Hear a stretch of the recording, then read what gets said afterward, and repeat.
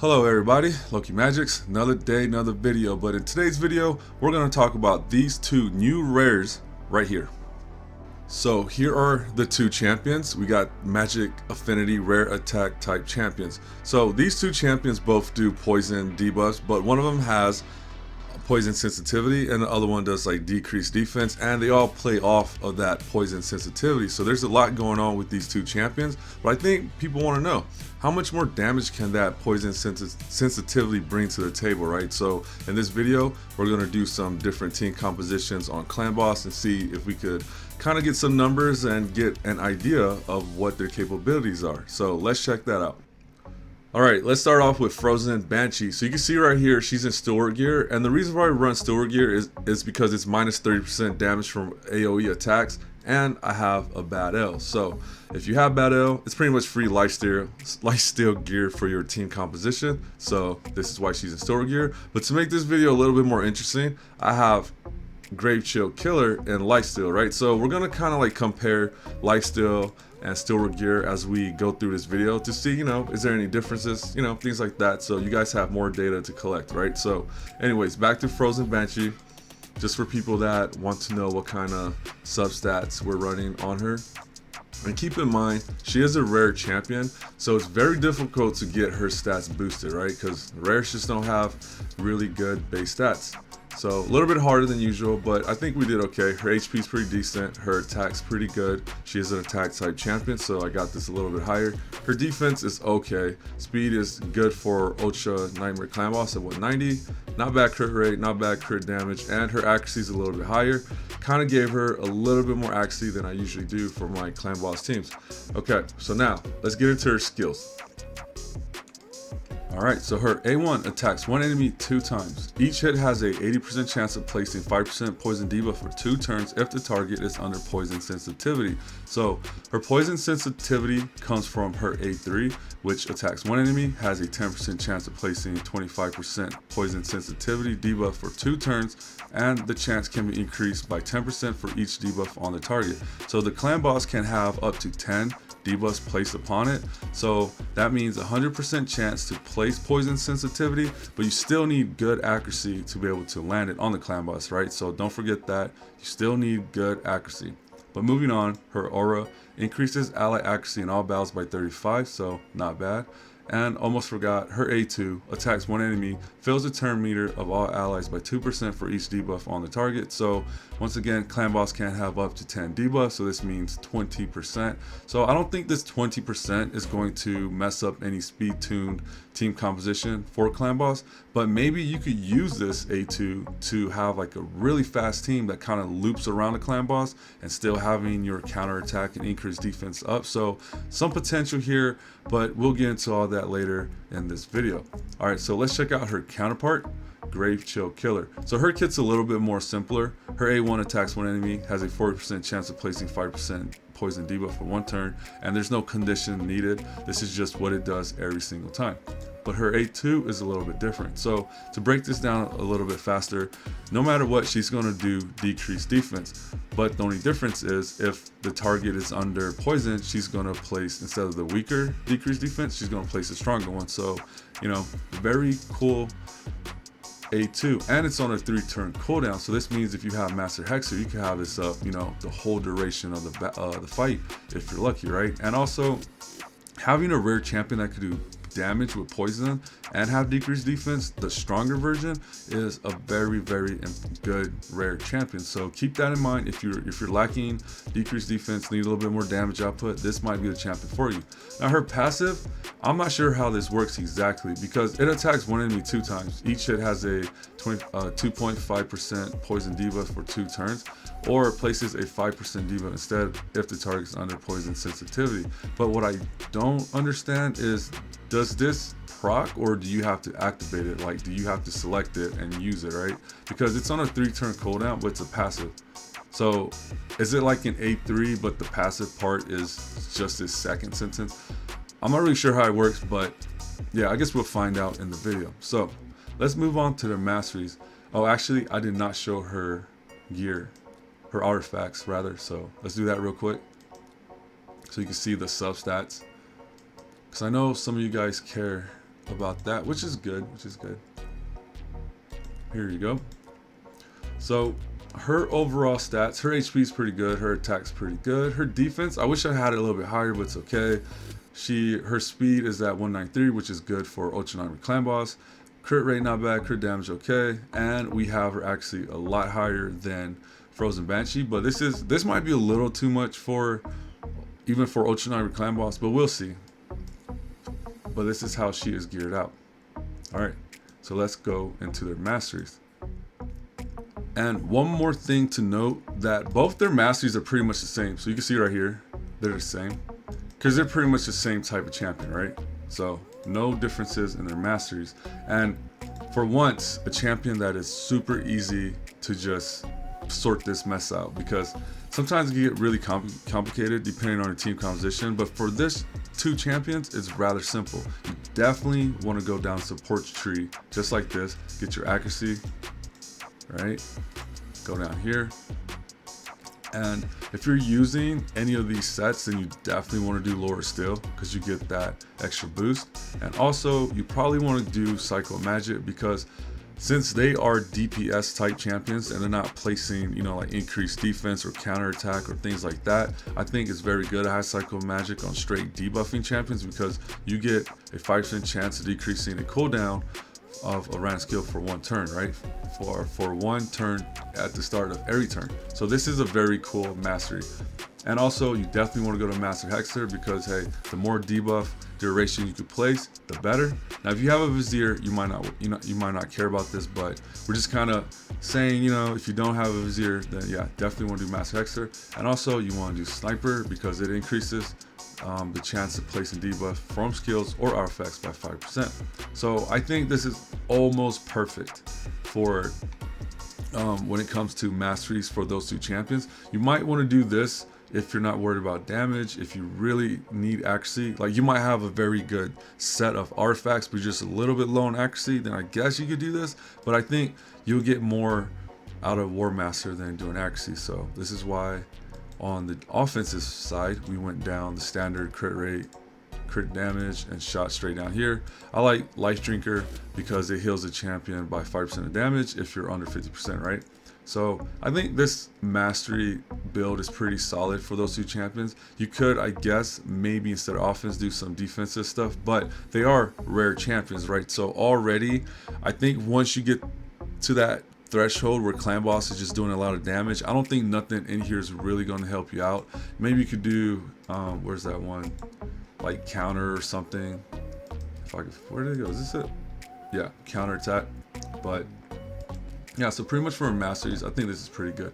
So now that we got all that covered, let's go into Clan Boss. Just for reference, I wanted to put this picture up so you can see that this is what I normally do when it comes to Ultra Nightmare Clan Boss. And for this video, I'm going to replace Venus with Frozen Banshee just to see what the damage will be, right? Because I'm interested to see poison sensitivity, more damage or less. So let's go. Okay, so let's get this show started. So this is pre-recorded. I already went ahead and kind of got a feel for Frozen Banshee. So I'm just going to narrate the things that I picked up from this Clan Boss fight that you see here.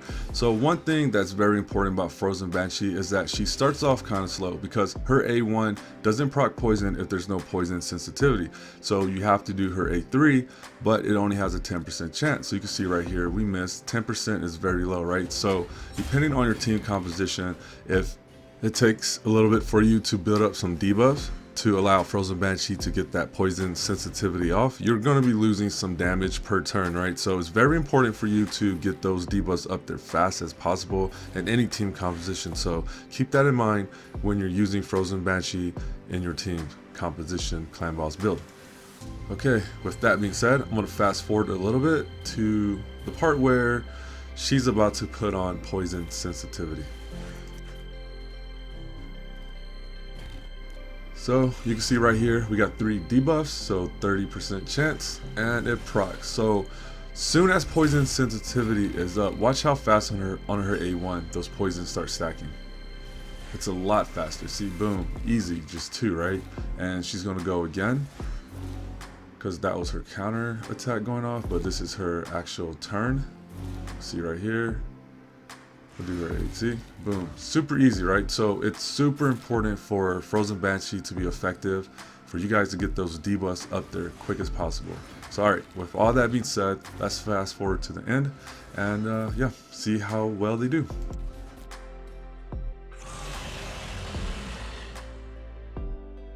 Okay, so that's a given. Without decreased defense and weekend, your overall team is just losing so much DPS. So not surprised, but not bad though, not bad. I like 26 mil with Frozen Banshee in there. And I also made this chart to just kind of give you guys a visual that with poison sensitivity, you could technically do more DPS. Because you see right here, 6 poisons will equal 372k, and 7 non-poison sensitivity will equal just 350k. But here's the funny part. If you do HP burn, you'll pick up that extra 25k. So it's kind of like, you know, at in-game level, poison sensitivity is not that useful for us right now. So yeah, there you go. And let's go mix it up a little bit more and do a few other team compositions. And before I forget, I forgot to do Gravechill Killer, whatever her name is. I forgot to explain her passive because I was really curious about how that works, right? So watch this, I figured it out. So auto, okay, so you see right here, she has all her cooldowns, right? So usually they do their A3 first, whenever it's available, according to the AI. It's random, but usually A3, right? So how this works is the passive part is place a 5% poison debuff instead if the target is under poison sensitivity. So you'll see right here, she's going to attack using Icy Veins, but it's only going to do the lower poison. So I guess passively, I don't know why it says passive in there like that. It just threw me off. But pretty much what it's saying is it's an A3, 3-turn cooldown. If poison sensitivity is up, it'll be the bigger poison instead of small one. So you'll see right here, we'll use it on, let's see, with Dracomorph. Right? Regular weak poisons, and that's it. So let's see, we'll go back to her and see. It should be on cooldown. All right, Royal Guard does its takedown. You see right here, 2-turn cooldown. So I don't know if that passive is like some kind of just misprint or something, but yeah, that's pretty much it. Anyways, back to Clan Boss.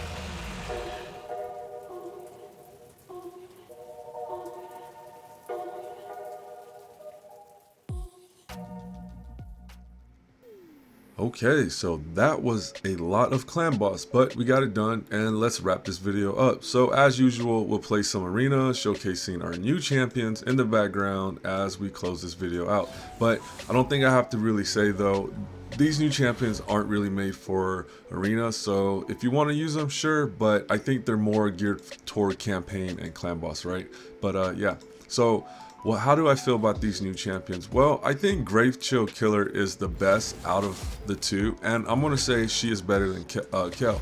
Gravechill Killer has decreased defense, and you saw in this video that makes a huge difference in your team composition, right? We did way more damage, like we did a lot having a rare in our Ultra Nightmare Clan boss, so that is really cool, right? Kel, he's good, he could keep up, but I think Gravechill Killer definitely takes a cake now from now on. We'll see how many people says or agrees with me in the future. Maybe not a lot now, but maybe more later, we'll see, right? So going to Frozen Banshee though, I personally don't like her too much. I feel like poison sensitivity is a good idea, but I just don't know how to feel about it. I don't think it really brings a lot to the table. I think it's pretty basic and underwhelming. So if you want to use it, sure, but I think it takes a lot of work to make that be actually beneficial, if it's even beneficial for your team composition. So I really don't think it's worth the effort and time to use that. So yeah, I'm not feeling Frozen Banshee too much. I think it's a good idea, but I don't like it. So hats off to Gravechill Killer. I think you will be the new Kel soon as people kind of figure out what you could do and, you know, get to see you a little bit. So anyways, we're getting our butts whooped. I'm kind of tired, so I'm gonna sign off. Hopefully you guys had a good weekend, and yeah, I'll catch you on the next one. Thanks for watching. Peace.